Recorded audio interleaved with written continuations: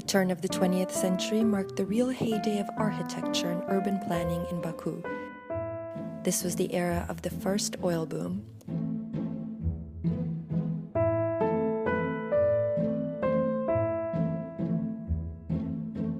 For some, wealth came overnight with the discovery of oil, and these newly minted millionaires hired the best European architects to build their palaces. Baku became known as the Paris of the Caucasus.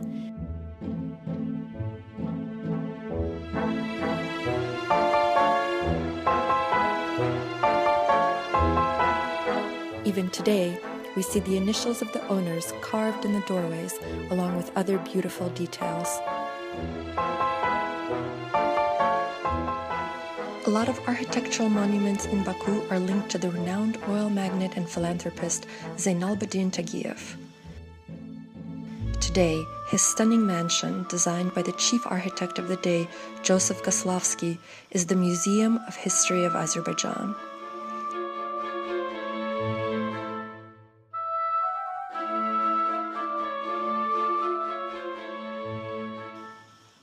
Tagiev also built the first ever Muslim school for girls, the only European-style boarding school not only in Azerbaijan, but also in the Muslim world.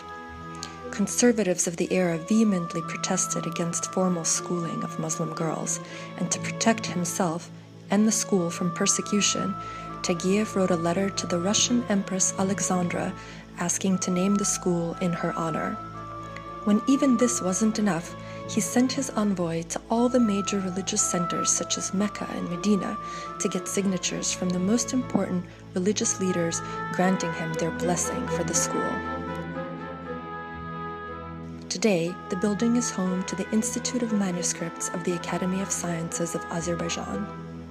The name of another famous oilman, considered by Baku lore to be the stingiest one, Musa Nagiev, is linked to one of the most grand buildings in Baku, the Ismailia building. The architect Joseph Plashko built this ornate palace for the millionaire in memory of his son who died from tuberculosis. Originally, instead of the Soviet star, there was an inscription with the words of Imam Ali, "A person should strive for knowledge from birth to death." It's symbolic and very appropriate that the Presidium of the Academy of Sciences of Azerbaijan is in this building today. Another palace built by Plashko was commissioned by Murtuza Mukhtarov.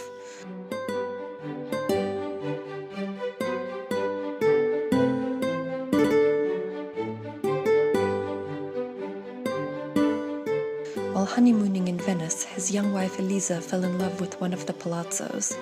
Upon returning to Baku, Mukhtarov secretly built her a grand mansion inspired by that very Venetian palazzo, and her delight knew no bounds.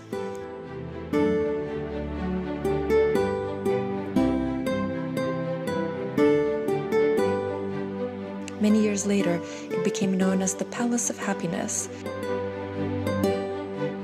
And today, marriages are still registered here, and it remains a symbol of love in Baku.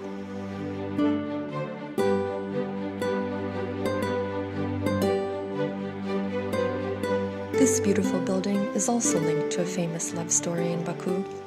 It was built by one of the slightly lesser oil barons for a famous opera singer. She was disappointed with the concerts and refused to come on tour a second time, proudly stating, "I'm not accustomed to singing in circuses." At that time, there was no genuine opera house in Baku. Enamored, the millionaire promised, "Come to Baku in 1 year's time. I promise to build an opera worthy of your art." When Tagiev, an expert builder himself, overheard this promise, he laughed and said it was impossible.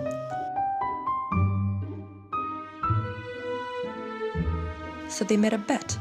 If the opera was really built in a year's time, Tagiev would pay for the expense. If not, it would be offered to him as a gift. Under this tremendous pressure, the magnificent theater was built in an unheard of 8 months and serves the city of Baku to this day. What is today's Azerbaijan State Philharmonic was modeled on the Grand Casino of Monaco. And no wonder, its first incarnation was as a club and a casino where the movers and shakers of the day spent their leisure time and discussed business deals.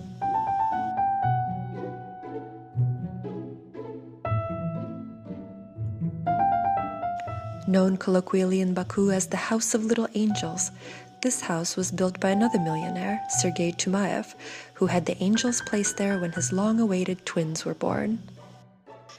A surge of people of various nationalities and religious beliefs, including the Swedish Nobel family, spurred the construction of several houses of worship during the first oil boom era.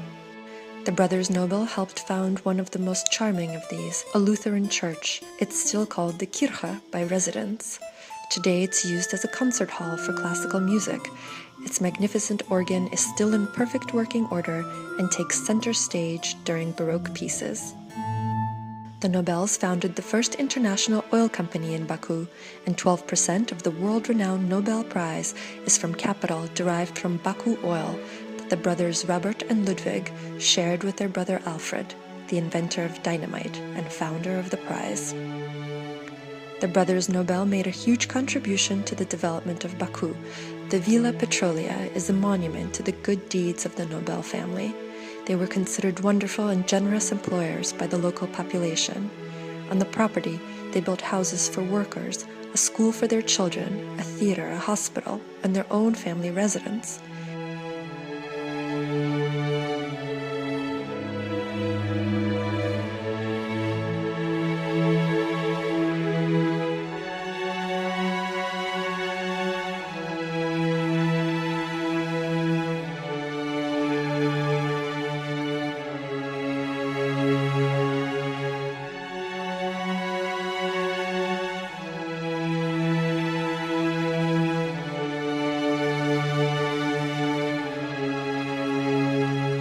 Inside the decidedly European villa, they also paid tribute to the East with a special Eastern-style tea room where they entertained guests.